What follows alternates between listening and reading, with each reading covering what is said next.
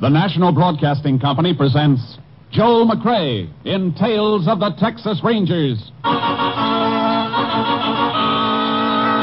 Tonight, transcribed from Hollywood, another authentic reenactment of a case from the files of the Texas Rangers.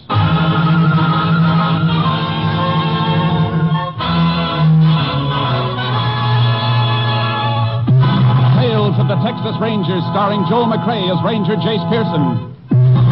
Texas, more than 260,000 square miles. And 50 men who make up the most famous and oldest law enforcement body in North America.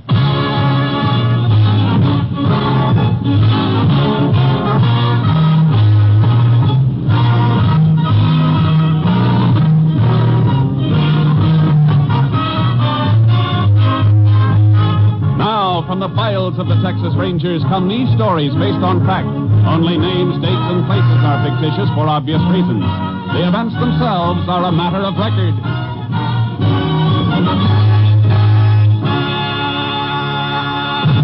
Case for tonight, death by adoption.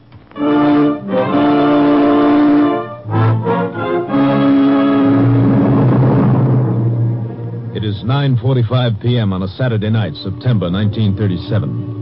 The business district of Central City, Texas is dark, except for the office of Harry Cashman's used car lot. Cashman is pacing the small office in agitation. A man in a leather windbreaker crosses the lot, slipping between the cars for sale, and knocks at the door.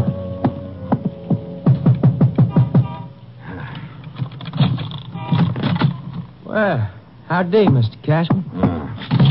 Glad to see you waited for me. All right, spit it out. What do you want this time? I'm kind of short on folding money.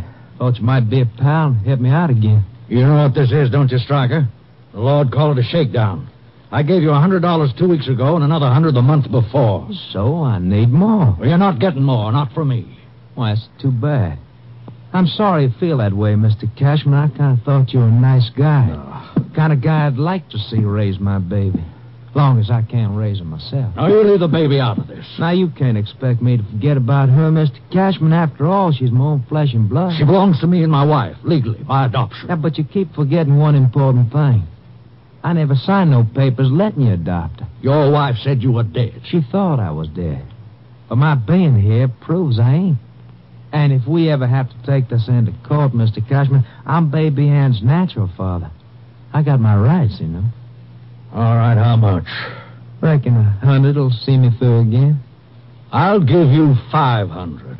Why, it's better. Now, just a minute. I'll give you 500 if you sign a paper waiving all rights to Baby Ann. I ain't signing nothing. I like our arrangement just the way it is. It's working out fine. If you think... Well, go ahead, Mr. Cashman, answer it. May be business, and I'd like to see you do a good business. For the baby's sake, you understand? Hello? Harry, why aren't you home? It's almost 10 o'clock. Oh, I'll be home in a little while, Hazel. Something came up. You sound worried. Is anything wrong? No, of course not. The baby wanted to wait up for you. I let her stay up till 8:30, but by then she just kept rubbing her eyes and her nose and saying, "Where's my daddy?" till she couldn't hold her little head up. Well, I'm sorry, Hazel. Give her a kiss for me. I'll be home in a little while. Harry, are you sure there's nothing wrong? You sound like you're upset about something. Oh, it's nothing. I'm just tired. I'll see you in half an hour. Well, all right, dear. Goodbye. Goodbye, honey. That your wife? Yes. Never did meet her. Maybe we ought to all get together, have a little talk. Huh? Stryker, if you try that, it's the last talk you'll ever have. What are you trying to do? Your baby's got a home, a good home, and we love her. We've been married 15 years, never had a child of our own. And now we've got her, and she's ours. Well, if we ever lost her, we'd have nothing to live for. Haven't you got a heart? Well, I can see I made a big mistake, Mr. Cashman. I should have started seeing you a lot sooner and a lot oftener. Now, what do you mean by that? That from now on, I'll be around every Saturday night to pick up my $100. And I'll take tonight's payment right now. Why, don't be a fool, Mr. Cashman. I'm younger and a lot stronger than you. Now, don't get yourself hurt. Now, how about my money? All right, Stryker. There's your 100. And it's the last you're getting. Now get out of my sight and don't ever come back. Because if you do, I'll go to the police. I'll spend every dollar I've got fighting you. I'll prove what you are. I'll prove you're not fit to have custody of Ann. Mr. Cashman, I do believe you mean that. I swear before heaven I mean it. So this is your parting gift to me, eh? Not much considering the size of the roll you peeled it off, huh? All right. All right, I'll leave you alone. I'll take my payment in full right now. Dig that roll out again. Toss it on the desk. I see. Now it's a gun, huh? You see it, and I know how to use it. How could Ann have a father like you? She couldn't have, not you. You've never proved you are her father. Yeah, you're getting real bright tonight, Mr. Cashman. Now get the money up on the desk. I'm not going to give you another dime, Striker. All I'm going to give you is what you deserve. Get away from that phone. I'm going to call the police. You ain't calling anything. Rot. Maybe I'm stronger than you think. But you ain't stronger than that. Now, give me that money. Maybe you should have confided in your wife. You see, you're still the only one who knows about me, and you ain't never going to tell anyone else. Thanks for the final payment.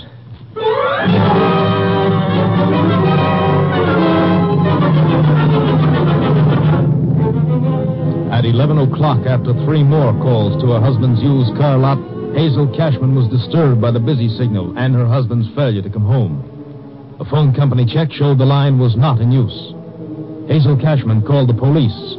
They found Harry Cashman's body and requested aid from the Texas Rangers. Ranger Jayce Pearson was assigned. He arrived at the lot shortly after 2 a.m.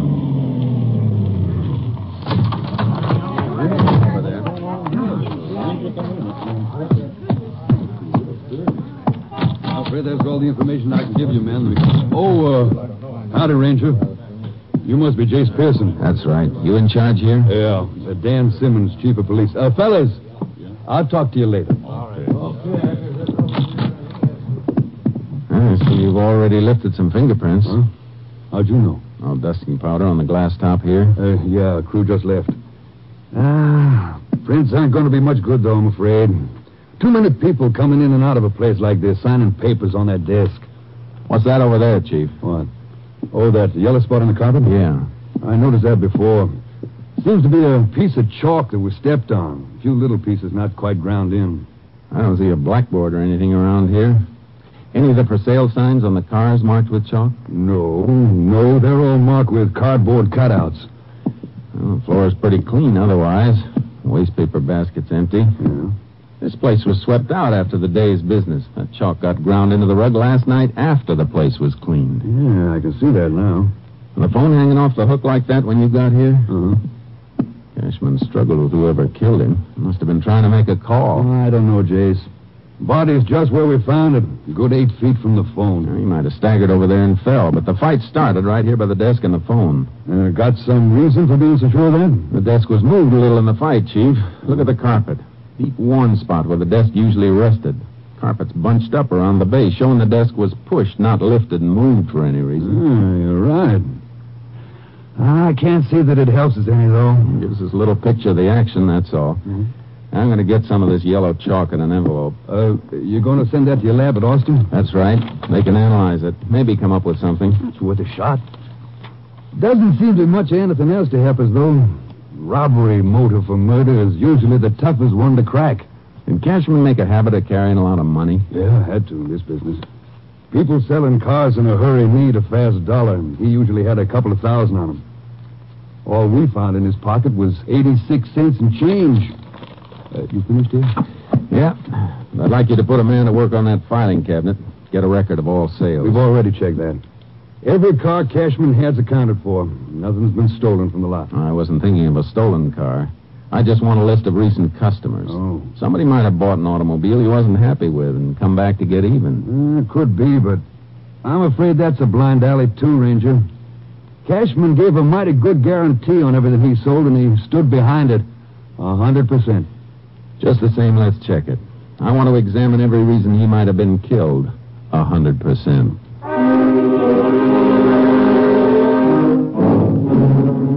I sent the ground yellow chalk through to Austin. There was nothing that could be done that night, but the next morning Chief Simmons and I went to see Hazel Cashman, the dead man's wife. We don't like to ask you questions at a time like this, Mrs. Cashman, but...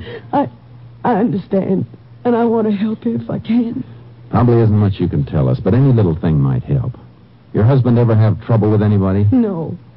Aside from the money he carried, do you know of any reason why anybody might have been out to get him? No, there was never anybody who didn't like Harry. What am I going to tell the baby? How am I ever going to make her understand that her daddy won't ever come home again? Would you answer that for me, please? I don't want to talk to anybody more. Why, sure, ma'am. Maybe for us anyhow. Had to leave this number at headquarters. Hello? Yeah, Simmons speaking. Go ahead, I'll write it down. We were going on a picnic today. Last night I made the sandwiches and everything. We were going to leave right after church. I knew something was wrong when he didn't come home. I knew it. Take it easy, ma'am. All week long, Harriet was teaching Ann how to say picnic. She was just learning to pronounce it. No. You've got to get a grip, ma'am, for your baby's sake. Yes, I know. All right, thanks.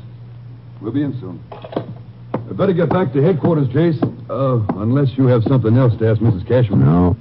You shouldn't be alone, though, ma'am, especially when your baby wakes up. I called a neighbor just before you came.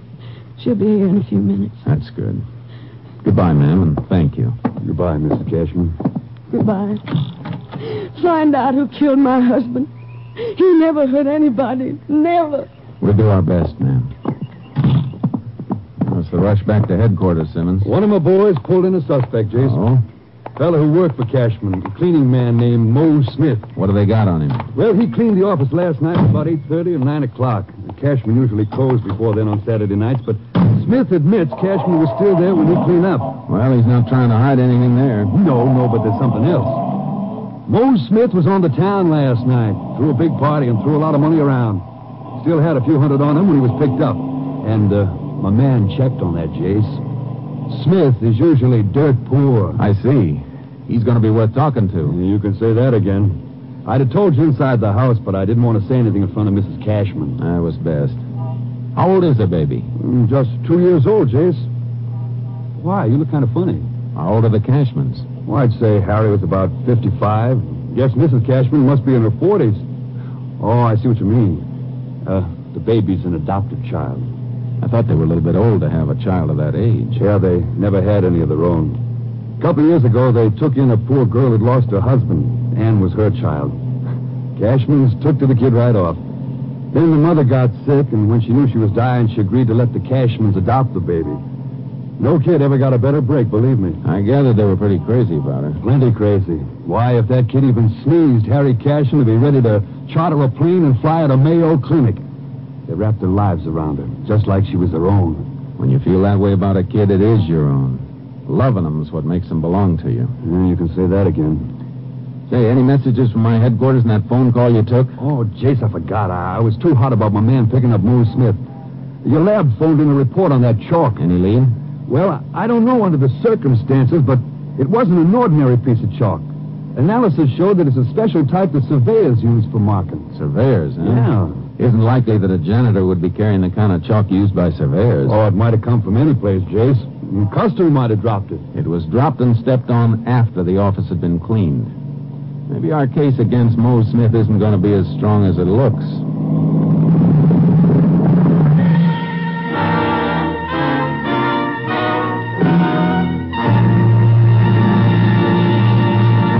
You are listening to Tales of the Texas Rangers, starring Joel McCrea as Ranger Jayce Pearson. We continue now with tonight's case, Death by Adoption, an authentic story from the files of the Texas Rangers.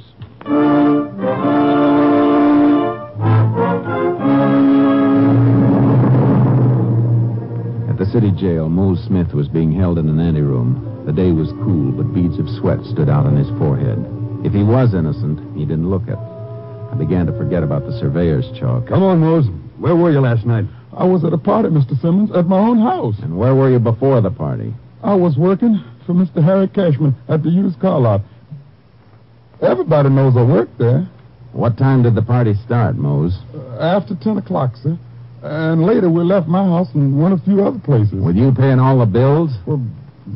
Well, is that right or isn't it? That's right, sir. I don't remember much about it.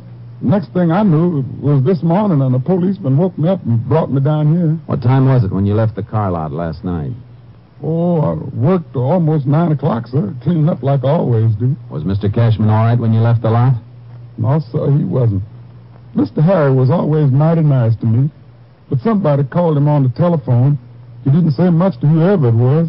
Then he slammed the phone down real mad, and he hollered at me to hurry up and finish. He never done that before, sir. Then when I got done and was ready to leave, he told me he was sorry he yelled at me like that. What'd you do then? I did some shopping for the party. Got some food, a couple of jugs of Sweet Lucy. Where'd you get the money? Spill it, Mose. Cashman was robbed, and you had almost $300 on you this morning when you were picked up. It was my own money, sir, honest. You never got that kind of money working on a used car lot. 3 days ago, you were broke. You borrowed $2 from your landlady. You better count for that money, Mose. Where'd you get it? Well, from the numbers. Numbers? You mean you've been gambling on the numbers racket? Yes, sir. And yesterday my number hit, 424. I got my $500. That's how come I got money. You expect us to swallow that? Who paid you off, Mose? I don't know, sir. I don't know who he was. Are you trying to tell us you gambled on numbers without knowing who you gave your bets to? Please, sir. If I tell you who it is, Mr. Simmons is going to arrest him, and everybody will know I told. And if I don't find out, you're going to stand trial for murder. Everybody will know that, too. Oh, no, sir. Please. I never hurt Mr. Harry. Oh, I got the money from Jonas, one of the pin boys at the bowling alley. Jonas been booking numbers on the side? No, sir. He just worked for somebody for a little cut. All right, Mose. We'll check on your story. And it better be true. I told the truth, every word. Well, he sounded on the level, Jayce. And if he is, I'll be able to smash a hole in the numbers racket. Yeah, you can do that, all right. But we'll still be shy a murderer.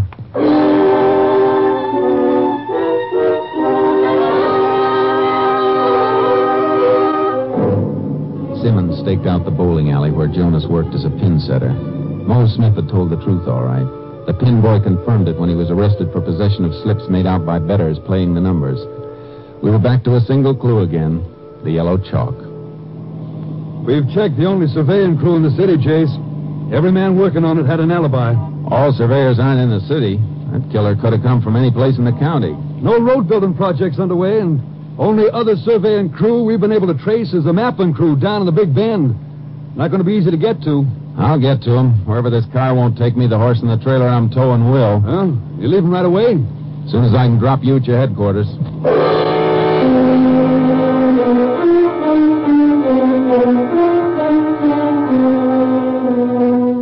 I drove to the Big Bend to where the roads ran out, and I had to cut cross-country to reach the mapping crew. I unloaded charcoal from the trailer. The crew was deep in wild country. Almost a full day's ride before I reached them. All right, Charky. Easy, boy, easy. Anybody here? Yo, over this way. Come on, Charky. Well, howdy, Ranger. Howdy. Saw marks of a camp here, but it looked deserted. Well, it is. We moved in another couple of miles. I just come back with the birds to haul the last of our stuff on to the new camp. I was just tying a pack on this last one. You the crew foreman? Yeah. I'll ride on away with you. Keep you from getting lonesome. Glad to have you. I got company, though. One of my men just went on ahead a few minutes ago. We'll catch up to him on the way. Hey, you want me to take one of those lead ropes? No, they're good birds. They won't give me no trouble. All right, let's go. Up, Chuck. Up, boy. Come on, you long-eared scavengers. You've had enough grazing. You must be covering a lot of ground in here. Ah, plenty. You know, sprawling country like this, ranchers lose sight of their boundaries when their land ain't fenced off. Hey, you, after somebody in here, Ranger? Maybe. How long you fellas been working through here? Oh, been almost 2 months now. You ever pull out to go into town? Well, we got horses, of course, but it's a long ride to a road and transportation any place of any size. I just decided to grow me some whiskers and stay here till the job's done. Any of your men ride out? Oh, yeah. A few of them go out weekends to Central City or someplace like that for Saturday night. Then they gotta turn around and spend all day Sunday coming back. Family men usually stay and just keep on working, pile up overtime. How many men you got working? Oh, I got 11. Any of them away last weekend? Yeah, 4 of them. You know where they went? No. Hey, I reckon Bill Stryker can tell you, though. Who's he? There's a fellow with the other boroughs. Oh, there he is, just topping that rise, about a quarter of a mile ahead. He one of the ones who left camp? Yeah, they all went off together. Let's catch up to him. Okay, come on, boy. Get up, Bud. Yeah, Charcoal. We rode after the man named Bill Stryker. On the way, I saw the surveyor's marks I'd been following for miles. Cloth markers nailed to trees. Yellow chalk marks on rocks. Within a few minutes, we caught up to him. Well, yeah, Ranger. We was away for the weekend, like Tracy told you. Me and 3 other fellas. Where'd you go? Central City. Only place worth going we could get to in time. What did you do up there? But just fool around, all of us together. Well, you were only there for Saturday night. You must have done something special, something you remember. I thought one of the boys mentioned the dance, Stryker. Well, yeah, that's right. Square dance, Alamo Ballroom. You spend the whole evening there? Yeah. Like I said, we were all together. All evening. Well, 4 stags at a dance drift around. Hard to keep an eye on each other all evening. Yeah, I reckon we could lose sight of each other for a minute or two. You fellas take time out to do any shopping? Well, what can we buy that we could bring back here? I thought maybe one of you might be saving some money, maybe enough to make a deal on a used car. We rode the bus both ways after our horses got us from here to Landers Junction. Oh, that's too bad. If you'd been shopping around a used car lot, you might have been able to help me. You might have gotten a look at a man who killed a dealer named Cashman in Central City on Saturday night. Killed? Hey, Ranger, you got a reason for being here. Hey, you think one of my crew killed that man? I'll know better when we see the other 3 who went to town with Stryker here. Let's get on to the camp.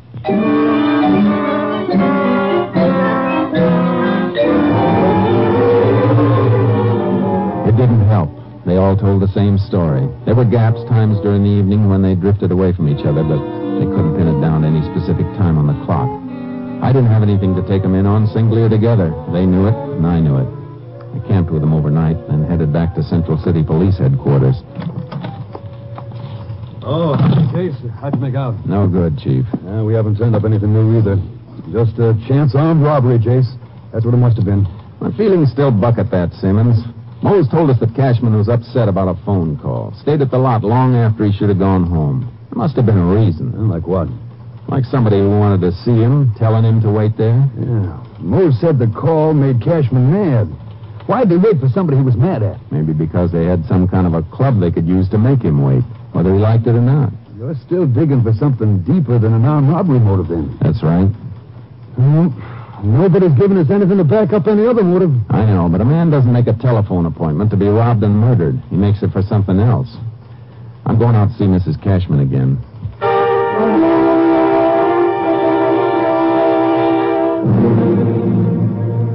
When you called your husband last Saturday night, it was almost 10, you said. What makes you think he was upset? When you married a man for 15 years, you just know, that's all. But he said there was nothing wrong. Anything like that ever happened before? His not coming home, acting upset? Yes, it did. Twice before. Once was almost 2 months ago, then a couple of weeks ago. Those other times, you remember what day they happened on? Can you remember if it was always on a Saturday? Yes. Always, all 3 times. But I don't know why. I don't know what was bothering him. How'd he react? He was nervous, irritable. It surprised me the first time. Harry had never been that way with anybody. He snapped at me, the hired girl, apologized later, but the only one he didn't snap at was the baby. He just seemed to want to hold her in his lap. Just sit there and rock back and forth, holding her. And then during the night, he kept getting up, going to the crib to look at her. I see. Ma'am, did your husband ever say he was worried about somebody trying to take little Ann away from you? Why, no. Who could take her from us? Both her parents were dead. Her mother agreed to the adoption before she passed on. You ever know the baby's father? Ever see him? No, he died before Ann was born. Killed in an accident. You're sure of that? Well, that's what Ann's mother told her. She couldn't have lied. You got a copy of the baby's birth certificate? Yes, right in this drawer. With a copy of the adoption papers we got from the court. Here's the court order. And the paper signed by Ann's mother, Dorothy Stryker. Stryker? Was the father's name Bill or William Stryker? Why, no. Here it is on the birth certificate. His name was Arthur Stryker. Came from Fort Worth. Ranger, what is it? I think I know who killed your husband now. And I'm beginning to figure why. You'll hear from me, ma'am.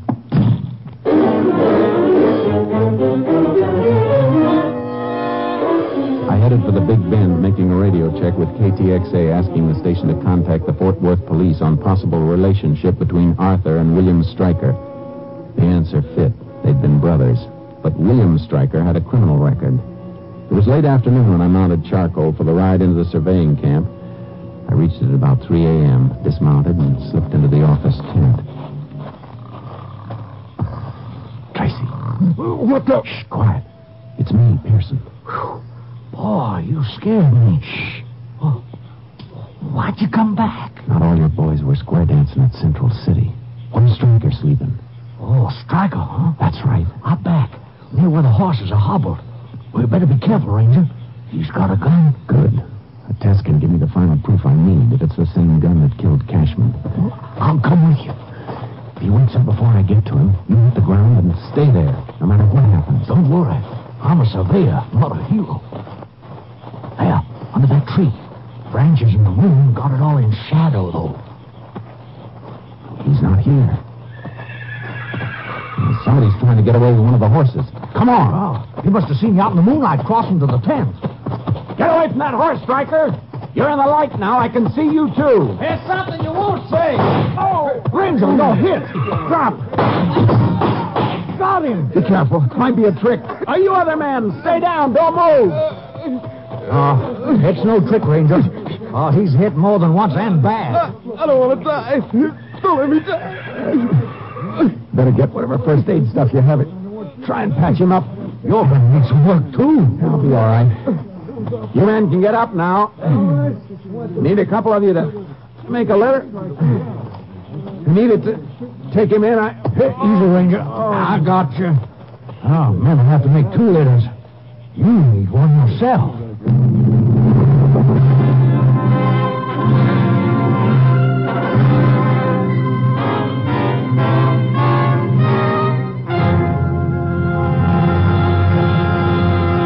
William Stryker lived long enough to confess his masquerade as the father of his dead brother's child and the murder of Harry Cashman. He was pronounced dead shortly after arrival at the nearest emergency hospital. Jace Pearson had 3 bullets removed from his body. They matched the bullet taken from the body of Harry Cashman. 6 weeks later, Jace Pearson reported back to his company, ready again for duty with the Texas Rangers.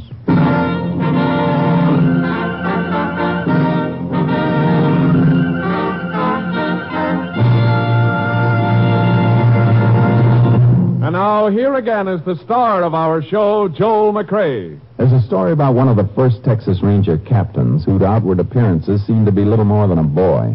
One of the Rangers in his command, a big, raw-boned, muscular fellow noted for his complete lack of fear, was asked by a townsman, "How come a big fellow like you takes orders from him? Why, he ain't even got enough of a beard to need shaving." The Ranger looked at the townsman. "Maybe he hasn't got much of a beard," the Ranger admitted. "But when we go out after a gang of bandits with him outnumbering us 3 or 4 to 1, I never yet heard the captain say, 'Go get 'em, boys.' He always says, 'Come on, men, follow me.' Good night, folks. See you again next week." Next week, Joel McCrea in another authentic reenactment of a case from the files of the Texas Rangers.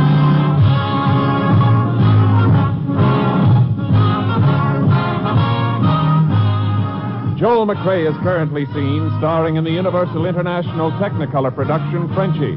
Tonight's cast included Tony Barrett, Joe Kearns, Tom McKee, Roy Glenn, and Barbara Luddy. This story was transcribed and adapted by Joel Murcott, and the program was produced and directed by Stacy Keats. Hal Gibney speaking.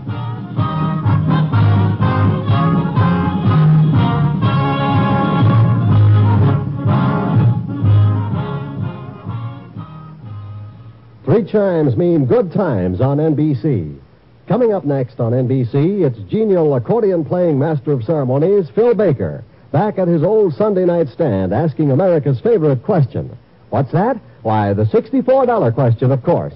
The chimes are your invitation every Sunday to all the fun and prizes and excitement of everybody's favorite quiz game, the $64 question. Tomorrow, hear the Railroad Hour. Right now, it's the $64 question on NBC.